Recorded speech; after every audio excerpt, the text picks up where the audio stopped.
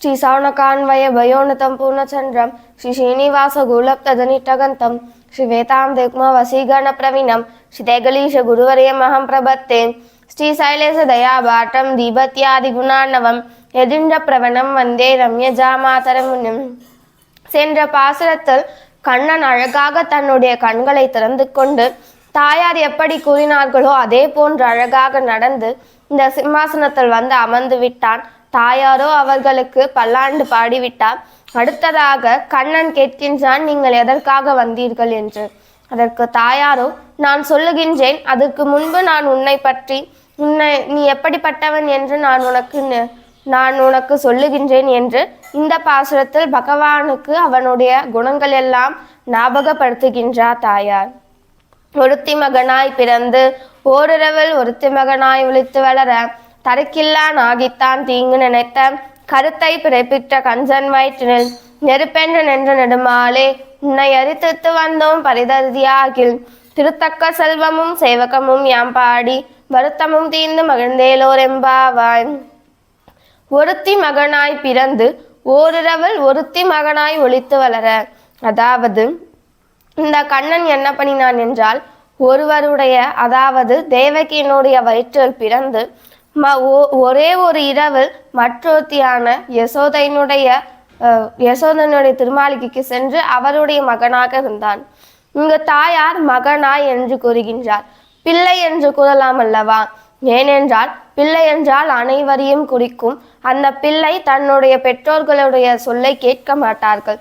ஆனால் மகன் என்றால்தான் தன்னுடைய பெற்றோருடைய வாக்கை தட்டாமல் இருப்பவர் தான் பிள்ளை.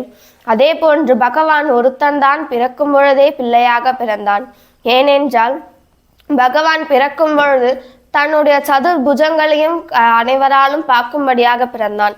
அதை பார்த்த தேவகி என்ன பண்ணினாள் என்றால், நீ இதை மறைத்துக்கொள், ஏனென்றால் கம்சன் உன்னை பார்த்தால் அவன் உன்னை வதைத்து விடுவான் என்று நீ இதை மறைத்து கொள்ள வேண்டும் என்று தேவகி கண்ணனிடம் கூறினார். அதே போன்று தன்னுடைய தாயினுடைய சொல்லை தட்டாமல் அந்த 2 புஜங்களையும் மறைத்து கொண்டானாம் கண்ணன். அதனால் அவன் மகன். இங்கு ஏன் ஒருத்தி என்று கூறுகின்றார்? இந்த தேவகி என்று கூறலாம் அல்லவா? ஒருத்தி என்றால் யாருக்குமே நிகரானவள் கிடையாது, ஒப்பற்ற ஒருத்தி. அப்படிப்பட்டவள் யார் என்றால் தேவகி. ஏனென்றால் இந்த பகவானை சுமக்கும் பாக்கியம் அவளுக்கு தானே கிடைத்தது. ஏனென்றால் கண்ணனை தன்னுடைய வயிற்றில் சுமக்கும் பாக்கியம் இந்த தேவகி தானே கிடைத்தது. ஆகையால் இவள் யாருக்கும் நிகரானவள் கிடையாது, ஒப்பற்ற ஒருத்தி ஆவாள். அப்படிப்பட்ட தேவகிக்கு மகனாக பிறந்தவனே. மேலும் ஓரிரவில், ஒரே இரவில், இங்கேயும் இந்த ஓர் என்பது ஒப்பற்ற ஒரு இரவு. ஏனென்றால் இந்த இரவில் 4 பேர் மட்டும்தான் விழித்து கொண்டிருந்தார்கள். இப்படிப்பட்ட இரவு எப்பொழுதுமே வராது, இனியும் வரப்போவது இல்லை. அப்படிப்பட்ட இரவு யாரெல்லாம் விழித்து கொண்டிருந்தார்கள் என்றால் தேவகி, வசுதேவர், கண்ணன் மற்றும் யசோதைக்கு பிறந்த ஒரு மகள், இவர்கள் 4 மட்டும்தான் விழித்து கொண்டிருந்தார்கள். அப்படிப்பட்ட ஒரே இரவில் ஒருத்தி மகனாய் ஒளித்து வளர, இன்னொருத்தியான யசோதைக்கு அவன் மகனாக ஒளிந்து வளர்ந்து கொண்டிருந்தான். இங்கேயும் மகன் என்று கூறுகின்றார். ஏனென்றால் இந்த யசோதைக்கும் இந்த கண்ணன் எப்படி இருக்கின்றான் என்றால், யசோதையினுடைய வாக்கை கட்டுப்பட்டு அவனுடைய வாக்குக்கு கட்டுப்பட்டு இருக்கின்றானாம். ஆகையால் இவர் ஒருத்தி. இங்கு ஒருத்தி என்றால் ஒப்பற்ற ஒருத்தி ஆகும். ஏன் என்றால் இங்கிருக்கும் இந்த பகவானுக்கு அனைத்து தேவர்களுமே பயந்து அஞ்சி நடுங்குவார்கள். ஆனால் இந்த கண்ணனே யசோதை பார்த்துதான் பயந்து அஞ்சு நடுங்கினானாம். ஆகையால் இந்த யசோதைக்கு இவ்வளவு ஏற்றம். அப்படிப்பட்ட யசோதைக்கு மகனாக ஒளிந்து வளர்ந்தாயல்லவா?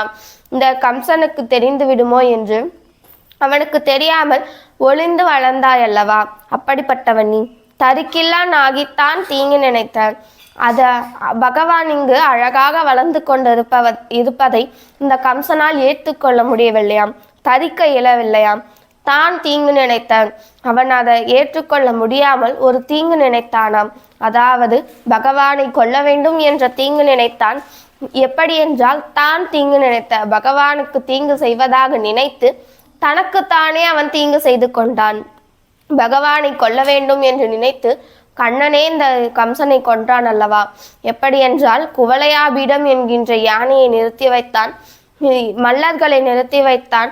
அதற்கு பின்பு அவனே தன்னுடைய வாளாலே வைத்திருக்கின்றான். முதலில் கண்ணன் அந்த கோலையாபிடத்தை வதம் செய்தான், அடுத்ததாக அந்த மல்லர்களை வதம் செய்தான், அதற்கு பின்புதான் இந்த கம்சனை வதம் செய்தான். அப்படிப்பட்டவன் இந்த கண்ணன். அப்படி தீங்கு நினைத்தானாம் கம்சன். அப்படி கண்ணனுக்கு தீங்கு நினைப்பதா நினைத்து கொண்டு தனக்குத்தானே தீங்கு நினைத்து கொண்டான். ஆகையால் தான் தீங்கு நினைத்த கண்ணன் அங்கு அழகாக பிறந்து கொண்டிருப்பதை வளர்ந்து கொண்டிருப்பதையும் இவனால் தாங்க இயலாமல் கண்ணனுக்கு தீங்கு செய்வதாக நினைத்து தனக்குத்தானே தீங்கு செய்து கொண்டான். அப்படிப்பட்டவன் இந்த கம்சன் என்ன பண்ணி கொண்டிருக்கின்றான் என்றால், கருத்தை பிறப்பித்த கஞ்சன் வயிற்றில் நெருப்பென்று நின்ற நெடுமாலே. அதாவது இந்த கம்சன் எப்படிப்பட்டவன் என்றால், கண்ணனை கண்டு அஞ்சிக் கொண்டே இருந்தானாம். அவன் பிறந்தது முதல் இந்த மதுராவுக்கு வரும் வரை பகவானை நினைத்து அஞ்சிக் கொண்டே இருந்தான். ஏனென்றால் இவன் நம்மை அழித்துடுவானோ என்று ஒரு குழந்தையை பார்த்து அவன் பயந்தான் அல்லவா?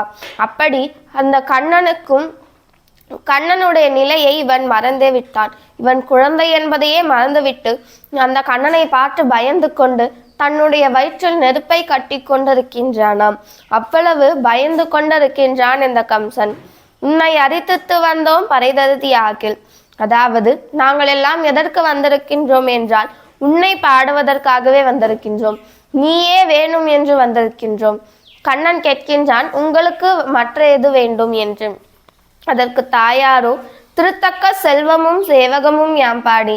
இந்த தாயாரான இந்த நப்பெண்ணை பிராட்டியே ஆசைப்படக்கூடிய செல்வம் எதுவோ அதுதான் எங்களுக்கு வேண்டும்.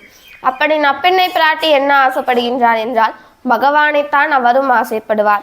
அப்படிப்பட்ட நப்பிண்ணை பிராட்டியே ஆசைப்படக்கூடிய செல்வம் எங்களுக்கு வேணும். நாங்கள் அந்த செல்வத்தை வைத்துக்கொண்டு நாங்கள் அதை பூஜிப்போம், நாங்கள் அதை போற்றி பாடுவோம். அப்படி நீதான் எங்களுக்கு வேண்டும். வருத்தமும் தீர்ந்து மகிழ்ந்தேலோர் எம்பாவாய். அப்படி நீ எனக்கு கிடைத்தால் எங்களுடைய வருத்தமெல்லாம் தீரும், நாங்கள் மகிழ்ச்சியாக இருப்போம், நீதான் எங்களுக்கு வேணும் என்று இந்த பாசுரத்தில் இந்த கம்சனையும் கண்ணன் எப்படிப்பட்டவன் என்று, கம்சனை எப்படியெல்லாம் கண்ணன் வதைத்தான் என்று கூறுகின்றார் இந்த பாசுரத்தில். ஸ்ரீமதே ராமானுஜாய நமஹ. எங்கள் கதியே ராமானுஜமுனியே. ஆண்டாள் தாயா திருவடிகளே சரணம்.